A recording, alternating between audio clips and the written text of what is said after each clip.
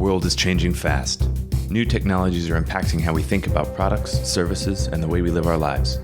Nowhere is this trend more present than in financial services, where new business models and customer expectations are changing our conceptions about banking, finance, and the very nature of money.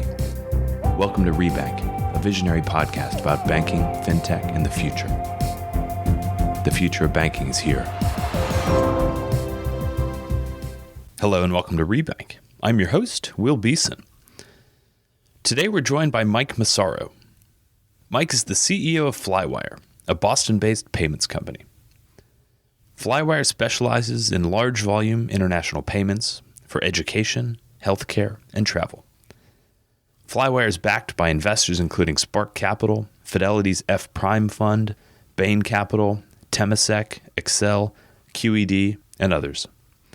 In this conversation, Mike and I discussed the drivers and implications of recent consolidation in the payments industry, existential threats to payments incumbents, and the trend of payments integration into vertical software platforms.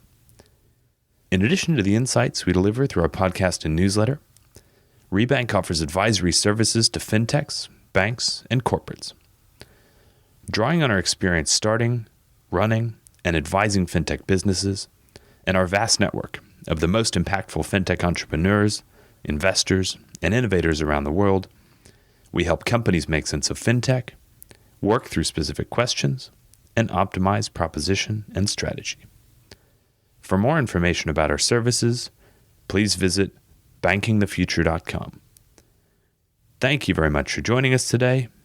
Please welcome Mike Massaro. Mike Massaro, welcome to Rebank. Thanks for having me. Yeah, it's great to connect. I think we had an interesting conversation, which in part featured Flywire with Matt Harris of Bain Capital a few months ago, which I think to date remains one of the best conversations we've had on this podcast. Super smart guy. Yeah, well, I never try to live up to Matt Harris' motto. So, but yeah, awesome investor, great board member, good friend as well. Give us the kind of the 30-second intro to Flywire and what you guys do. Flywire is a global payments company, 400 people, 10 offices around the world. We focus on some unique things. We help our clients receive money from all over the world. So where in payments a lot of innovation happens on the send side, historically, there hasn't been a lot of companies emerging to make the world smaller by making it easier to collect money. And so our clients include 2,000 plus clients in 32 countries across education sector, the healthcare sector, and the business sector. So things like travel or manufacturing clients that have global receivables. Mm-hmm. Are there any of those clients that you're public with, headline clients, and maybe just a quick little bit about exactly the problems you solve for them? Sure. So 7 of the 8 Ivy Leagues in the United States, for instance, use Flywire to collect tuition payments from abroad. UCLA Medical Center, Mass General Medical Center in the United States have patients coming in from all over the world. And when they seek medical care, it's often very difficult to get a very large, complex payment to the hospital on time. So that's an exact use case for us. In the travel sector, we're doing things helping online travel agencies collect commissions all over the world. We're even helping heliski and Antarctica exploration companies collect luxury and adventure travel payments. And that's what kind of like creating or providing like local, account numbers and routing numbers so people can pay from local accounts in local currency and then taking care of it. Yeah. What's unique about Flywire is we really look at and say we have 3 different ways in which we focus on building software and tech. First is a network, and we were forced to kind of build our own network because there wasn't a network we could leverage. Right when we started the company many years ago, we have these very large payments, and those very large payments need rails to go over. And when you look for someone that has a global rail in 200 plus countries and territories, and is also low cost, transparent, it becomes hard to find. So we had to build almost our own network. So we effectively have a private clearing network that's all localized in about 50 different currencies. We accept credit cards in about 140 different currencies. And then we'll have third-party payment options as well, like PayPal, Venmo in the United States, or WeChat or Alipay in places like China, what people expect to use when they're paying locally. And we make that available abroad, right? So when you're making a cross-border payment, you can actually use the payment method you're most familiar with directly in your local currency.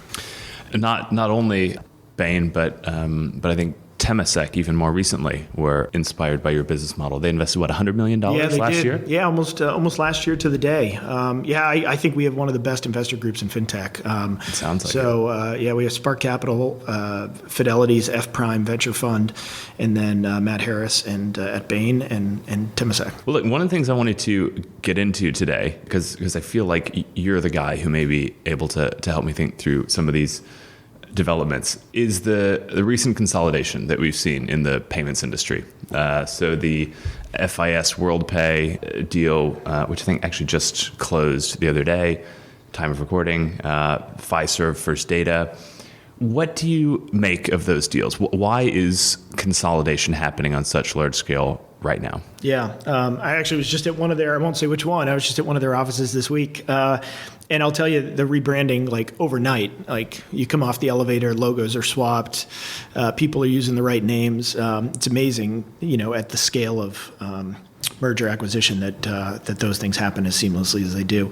I think the opportunity is there. It's game changing, right? I mean, you have two players who have been traditionally bank infrastructure software players who now are in merchant processing, right, and acceptance, and I think that's pretty significant, right? That's going to, I think, change the landscape. Not only are these kind of companies now $40-50 billion market caps, they're generating billions of dollars of cash a year, right? So, I don't think they're just going to sit there. I think they're going to make further investments, both organically and inorganically, to drive payment strategy, right? And I think that's fascinating, and it's a different way in which we were going prior to those two deals being announced. And you're seeing, Global Payments and TSYS is another one, right, where they're going down the path of aggregating a lot of the acceptance aspects of cards, and they're just getting to be bigger and bigger players. So the benefit, I guess, for those guys is more scale, access to more customers, economies of scale, or is it building moats? Is it grabbing customers while they can? What do you make of it, kind of reading between the lines? I definitely think there's a scale aspect there. You just get a huge amount of efficiency in organizations that large. You also have a lot more to sell, right? When you're delivering banking software capabilities to a lot of the smaller regional banks around the world, and you can also provide them unique processing or payment processing or card acceptance, I think that's a really interesting equation. And so I think you'll see that.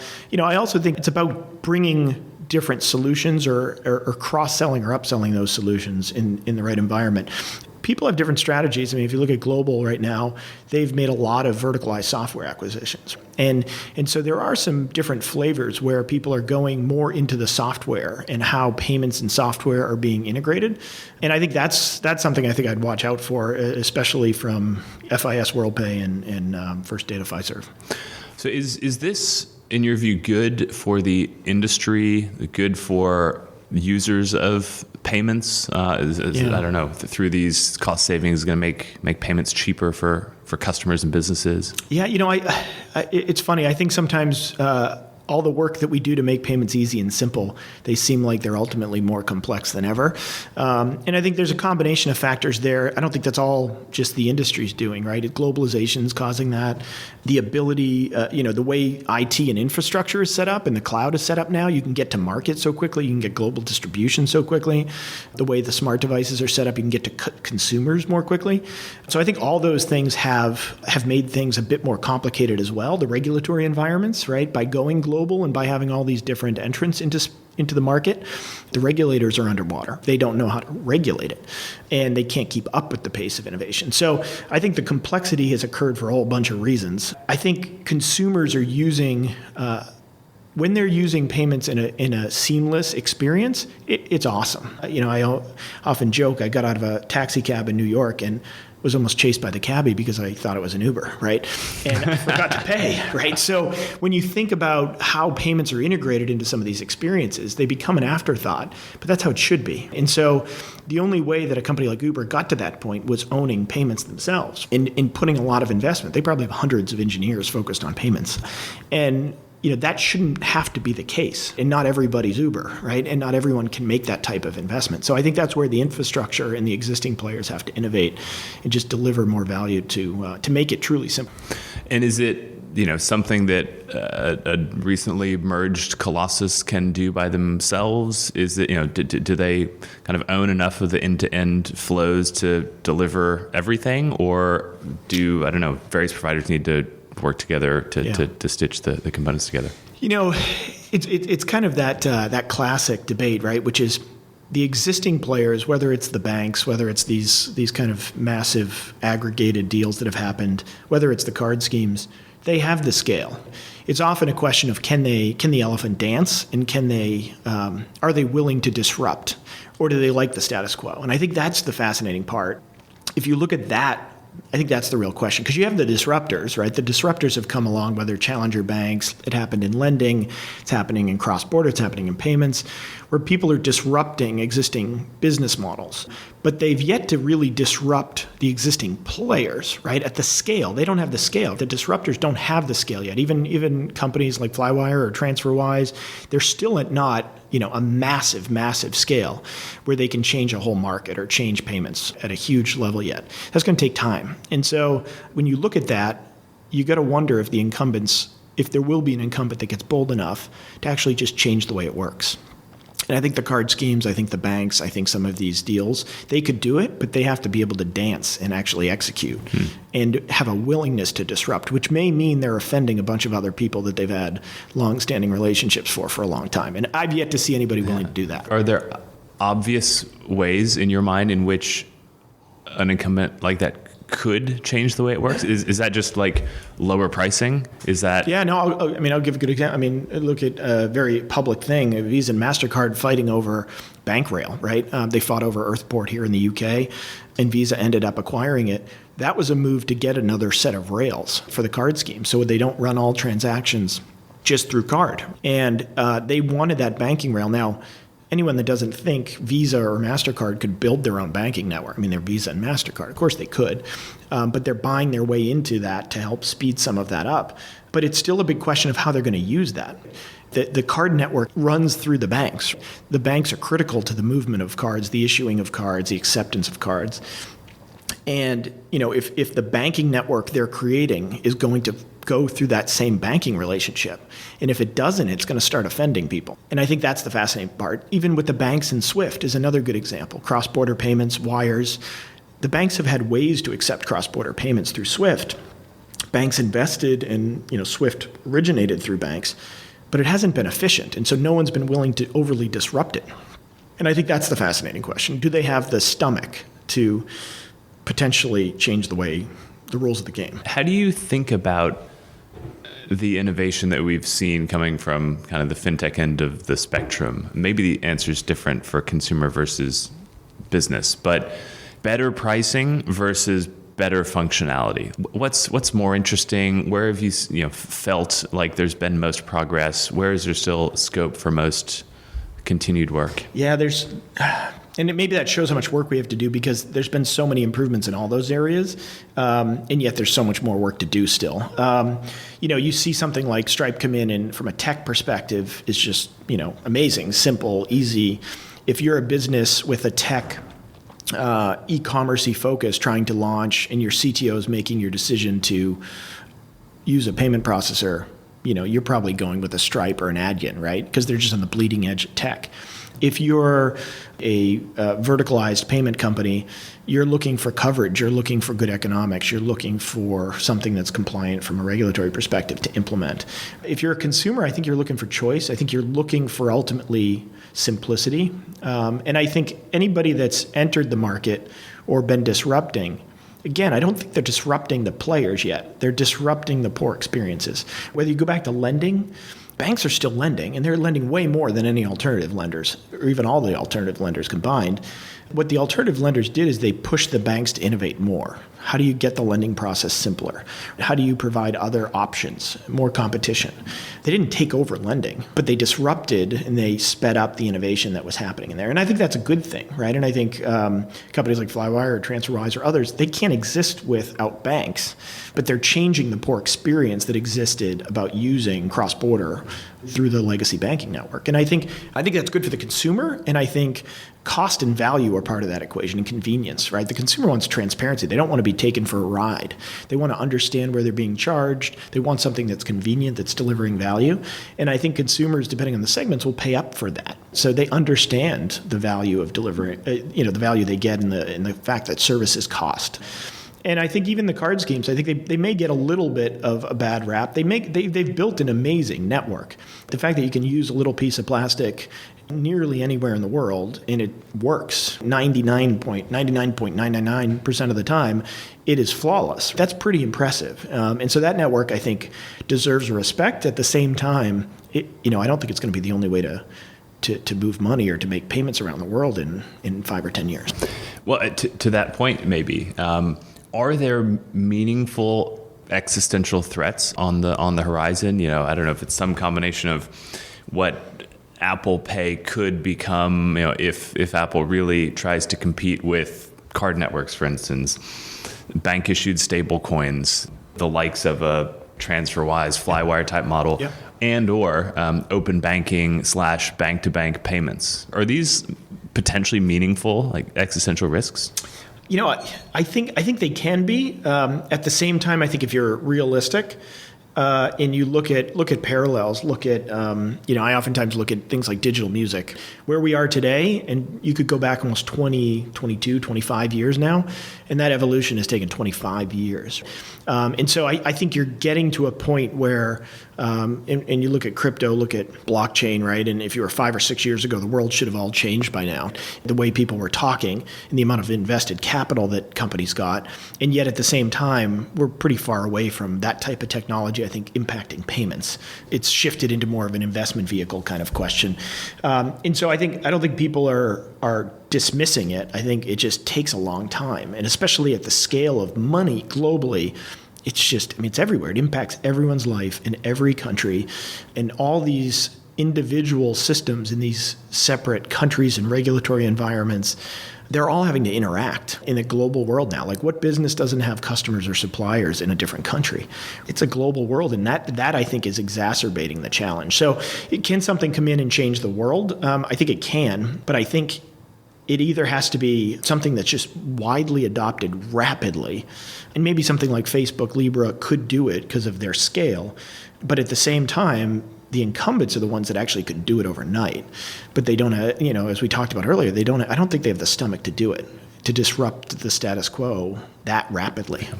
I think it's a great point that, and in fact, it feels like part of a broader evolution in fintech, which is less relevance perhaps now of the 200K pre-seed funded like garage startup and the increasing relevance of Apple to potentially owning the handset, owning the customers, yep, and therefore owning distribution to iterate on its model overnight and replace card transactions with some, yep, sort of alternative payment method.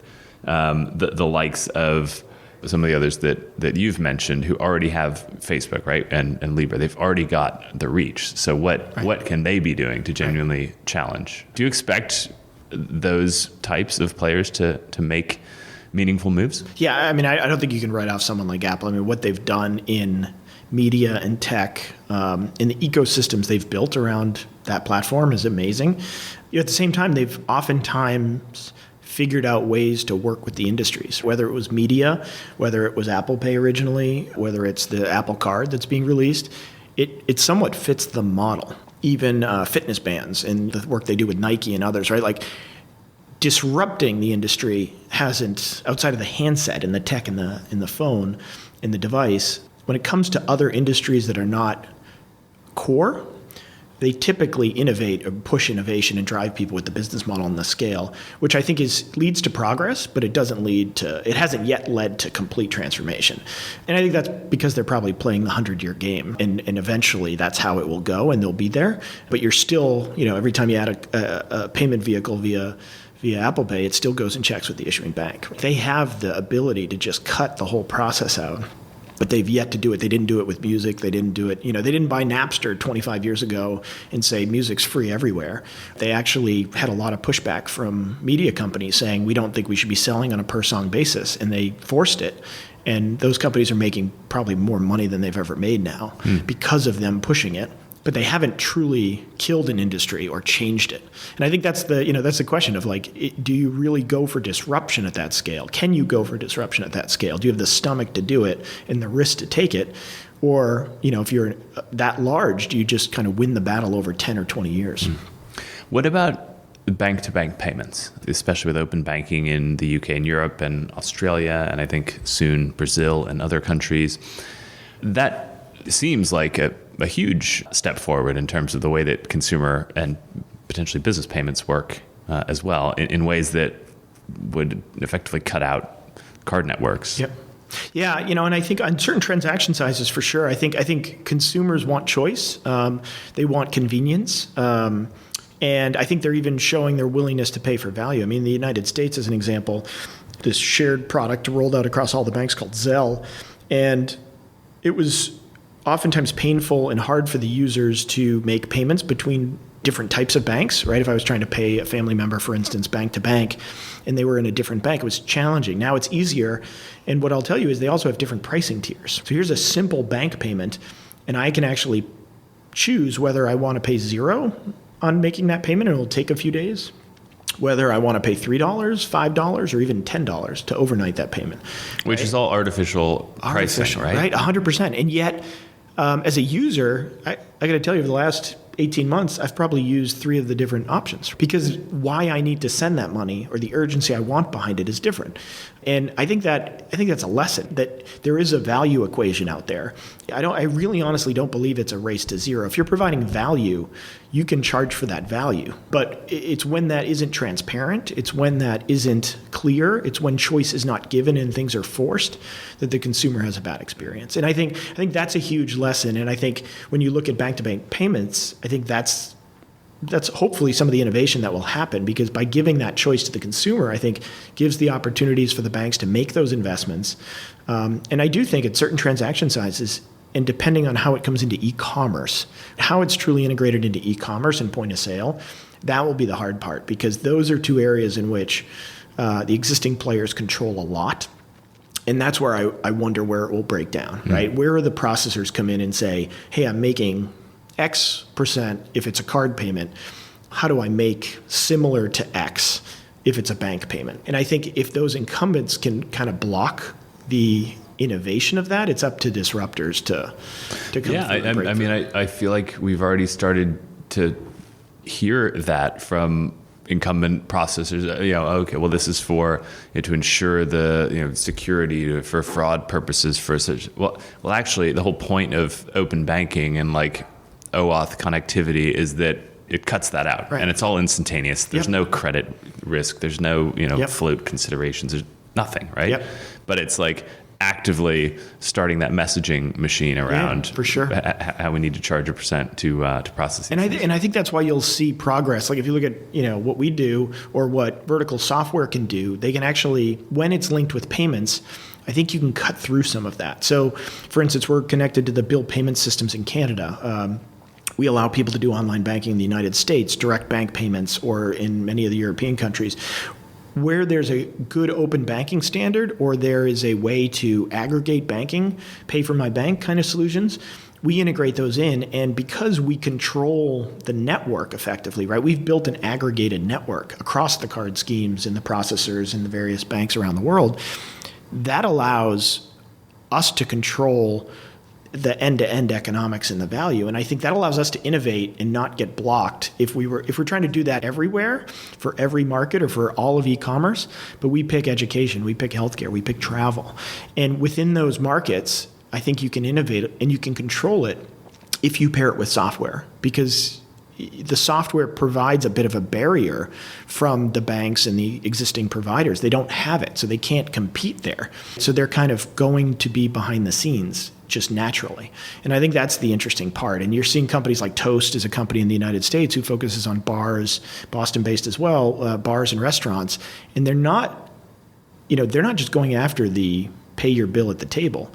they're owning payroll, they're owning supplier payments inside the restaurants. They're making it easier to operate a restaurant where they typically don't have IT. And with that comes the movement of money to all different places, right? And I think that gives them tons of power when it comes to giving choice in payment options. And those payment providers don't have as much option. They have to choose whether they want to play ball or not. Do you want Visa to be part of it?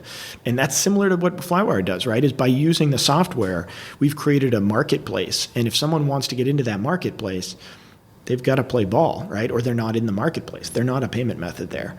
And that, I think, is a fascinating development. That's why I think you can see more innovation around these alternative payment methods when it's paired with vertical software. You talk about having built a proprietary network, as have probably a handful of others in slightly different models. Is there a scale at which a fintech can seek to offer some sort of proprietary payment method that doesn't run on existing rails, that completely cuts out some chunk of the incumbent industry? Yeah, it's an interesting question. I think you have to have a mass adoption. You have to have a direct-to-consumer play if you're going to do that, or a direct-to-payer play. For us, it's about choice, right? It's about give you all the options. And if tomorrow there's an amazing crypto payment method or a new crypto wallet that everybody's using, for us to add it, it's really easy, right? And when we add it across 2,000 plus clients, right? So billers or receivers of money get that payment method added overnight without doing anything. So that, I think, is, for us, it's about choice. It's about making sure that method's available. If people want to use a method and it's common in that market or that area, how do we make sure it's available? And knowing that our clients aren't experts in payments, and they're not going to know what the best way to pay in Peru or China or Korea is, and they shouldn't have to. They just want to operate their business and be good at what they do. So I think that's the interesting part. Is as you create either these networks or control these networks, if you have a private use network, you can add things very quickly if you're doing it through a modern tech stack. On the subject of Flywire, what other use cases or big problems do you see out there that you guys can be solving? Yeah, so our focus has been on these large transactions, large complex transactions, typically ones that that have why been complex? innovated. What makes a transaction? I'll give you an example. If you're making a $50,000 tuition payment, or you have an urgent $10,000 healthcare payment that you need to make for a relative, like those are payments that have a sense of urgency to them. They have implications if they don't get there on time. They have a huge cost if you send them the wrong way. And oftentimes it's pretty confusing, right? Especially when you're dealing with 200 countries and territories. So if you look at sending a kid abroad to study, think about the use case. If your kid went to study in Brazil and someone sent you an invoice in real and said, pay via boleto, what would you even do, right? And that's the experience that's given in the reverse. And so that's a very complex for the payer payment. And then if you're the biller and you're trying to receive this money, imagine getting all this money in from all over the world. None of the amounts match what you expect. You can barely get any information about whose money belongs with which person who paid you or which invoice. And that's just a painful process. Lots of manual reconciliation, lots of wasted time, and a lot of frustration. And so when I say complex, that's a good example. To make this tangible, if someone needs to pay for an operation that a family member had at Mass General, and that person lives in Argentina, what does that experience look like? Yeah, it's an amazing process, and this will give you an example of how we target a use case and what you may not even think about that use case. China is one of the top markets where patients go abroad for medical care. Partially because of the population growth, partially because of the wealth growth and the existing infrastructure in China for high-end or specialized healthcare. And so if you look at that country as an example, heavy regulations on funds flow out of the country. But for education purposes, for healthcare purposes, for, of course, certain business purposes, there are rules you can follow to make those payments out. Understanding those rules is critical on a segment-by-segment basis. And if you think of a hospital, Mass General, UCLA, Pitt Medical Center, who are all clients, they don't know the regulation in China. They don't know what they have to do. Even the invoice. Think of the invoice that gets created from a hospital. it has all the sensitive patient information on it. And so that's a good example where you don't want to see that invoice that has all this confidential patient information, but the Chinese government needs enough to satisfy their regulation of knowing where the money is going and why it's going there. And that's a great example of the functionality that you can build around a use case. And the movement of money actually isn't the most complicated part of that transaction. It's about how do you connect that hospital, their billing process, with that patient in China. Make it easy for the patient in China to pay a way they know how to pay, get their questions answered in Mandarin, and satisfy the local regulation in a compliant and low-risk way. And all of that comes together to solve the pain point. And I think that's where the software and the payment functionality coming together and knowing the regulations in these markets, it's critical to actually get to value. And in the healthcare example, that patient may not even get their visa letter issued by the hospital. The hospital issues a visa letter so they can apply for a visa to travel to the United States, for instance, for care. And if they don't make either 50% or 25% or 100%, depending on the hospital's policy, that payment, they can't get their visa letter. So it's an urgent need. If it's a cancer treatment, if it's a major surgery, they have an urgent need to get that there. And so that whole flow is, to me, a fascinating flow. And it's one that you can't just solve with an API, or you can't just solve with a bank account, right? There's actual users involved. There's people involved and tech to get it done right. So once you set up the system at the U.S. hospital, they just kind of go in a similar way that they would send an invoice to anyone else. They issue this, and then all of the customization, whatever happens. Yeah, think of it as like a checkout page, right? They have we integrate into the workflow, and I think that's another part that. How do you fit into the existing environments? Do you have the right interfaces to the accounting systems, the invoicing platforms? For someone that doesn't have a good invoicing process, can you provide functionality that gives it to them? I think that's where you actually deliver the value. And even though the movement of money is so complicated and kind of all of us payment geeks like to talk about it, the client and the payer don't really care about all that complexity. They just want it to be like Uber, right? They just want it to work. And so I think that's where the magic is. If you can actually pull that off when all that complication's happening behind the scenes and both the receiver and the sender have a great experience, that's kind of the cool part. Yeah. Is the future of Flywire, right now you've got 2,000 customers and they're in those, what I think you said, healthcare, education, and travel primarily. Is it, next year you have 20,000 in the same verticals because you've just rolled out more salespeople in Europe and Asia, or have you added new verticals, or are you, providing more of the value chain? Yeah. I think the answer is yes. It's part of the reason we raised the money last year. We see opportunity to geographically expand. We have geographic markets that are growing over 110% year on year.